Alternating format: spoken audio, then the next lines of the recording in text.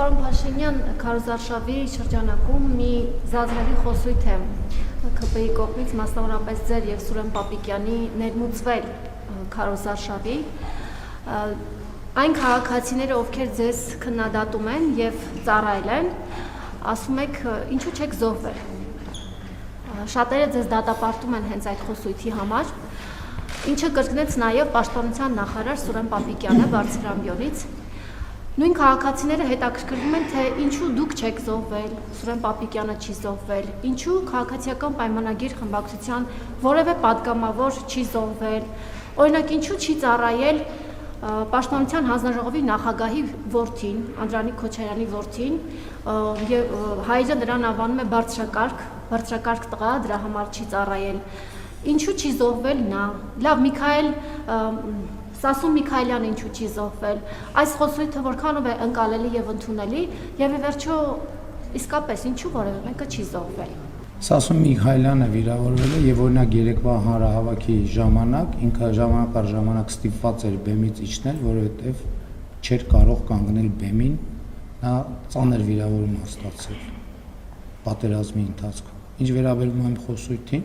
այդ խոսույթը վերաբերվում էր Լեռնային Ղարաբաղի պսևդո էլիտային եւ նրանց հարակից շրջանակներին եւ դա ճիշտ խոսույթ է, որովհետեւ նրանք քիչ չի փախել են, բառից բուն իմաստով փախել են Սամվել Շահրամանյանի գլխավորությամբ, հիմա էլ եկել են, ուզում են Հայաստանի ժողովրդին եւ նրա Հայաստանի ժողովրդին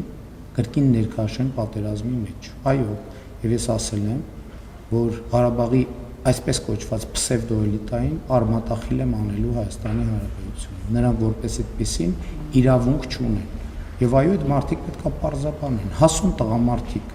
որ այսօր եկել են Հայաստանում, ասում են Ղարաբաղի հարցը եւ այլն, ինչ որ բաներ են պատմում, իրանք որտեղ են եղել։ Իրանք բացի փախնելուց ուրիշ ինչով են զբաղվել։ Ոչ մի բանով։ Եվ այդ խոսույթը վերաբերում է ոչ թե նրանց, որ կարող էին զոհվել եւ չեն զոհվել, այլ նրանց, ովքեր ընտրել են, որ իրենք պետք է ոչ մի պարագայում չզոհվեն։ Ես էլի ասում եմ, որ իմ որդու մոտ արկից խրամատից իր հետ ծառայակիցները զոհվել են։ Իմ ընտանիքը եղել է Ղարաբաղում եւ դա դարձել է շատ բաների առարկա, շատ քննարկումների առարկա։ Այդ Ղարաբաղի պսևդոէլիտաները, որ ամեն անգամ փախել են ու եկել են էլի Հայաստան ուզում են ներքաշեն կոնֆլիկտի մեջ, այո, իրանք պետք է պարզաբանեն։ Էլի ասում եմ, խոսքը վերաբերվում է այդ թվում Ղարաբաղի ժողովրդին են պատանդի կարգավիճակում շարունակել պահել։ Եվ ես երեք էլ ասացի, որ Ղարաբաղի ժողովրդին պատանդի կարգավիճակում պահելը ունեցել է մի նպատակ։ Հայաստանի պետականությունը ծնկի բերելը մեղրիով միջանցք ստանալուց հետո, մենք այդ բոլոր պլանները ձախողել ենք։ Ռոբերտ Քոչարյանի գլխավորությամբ մեղրին եւ Սյունիքը հանձնելու պլան ա եղել, որը հրապարակված է։ Մենք այդ դուք ձեր հարցը չեք ավարտել, ինչքան է պետք ասեք ավարտեք, ես կպատասխանեմ։ Ավարտեք ձեր հարցը։ Հաստատ, վստահ եք։ Ռոբերտ Քոչարյանի գլխավորությամբ Սյունիքը եւ մեղրին հանձնելու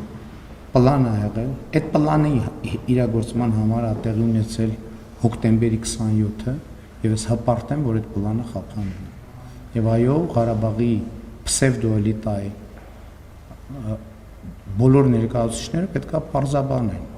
թե ինչու իրանք չեն զոհվել, ինչու առաջնագծում չեն եղել, ինչու են փախել։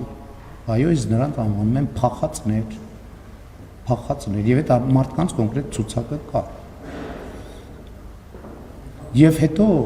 ես կարծում եմ, որ մենք առաջիկայում պետք է Ղարաբաղի պսևդոէլիտայի ունեցվածքի ցանկերը հրապարակենք Հայաստանի Հանրապետությունում,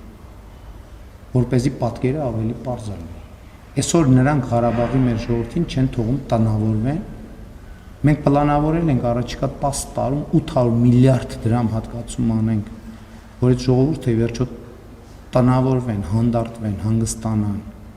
պանդուխտի եւ գաղթականի հոգեբանությունից դուրս գան,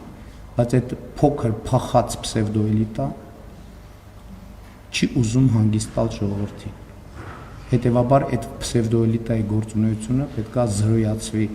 որպեսզի հանգիստ թողեն։ Իրանք Ղարաբաղում մարդկանց պատանդ են պահել գիծ չի, հիմա էլ Ղարաբաղի մեր քույրերին ու եղբայրներին ուզում են Հայաստանում պատանդ պահել։ Չի լինելու այդպիսի բան, չի լինելու այդպիսի բան։ Եվ նրանք այո պիտի պարզաբանվեն եւ այդ թվում ապօրինի գույքի բռնագազման համակարգով հատ-հատ այդ տասնյակ եւ հարյուրավոր տները ձեռներից առնելու ենք, հատ-հատ։ Եվ առաջիկայում դա անպայման տեղի է ունենալու եւ ես այդ թվում դրա համար եմ մանդատ ուզում Հայաստանի եւ Ղարաբաղի ժողովրդից միջավայրից, Ղարաբաղի ժողովրդից։ Եվ այդ պսևդոէլիտայի ներկայացուցիչները Հայաստանի եւ Ղարաբաղի ժողովրդի առաջ դեռ պետքա պատասխան տան։ Հավանիչ տեսանյութը եւ բաժանորդագրվիչ նորությունները բաց չթողնելու համար։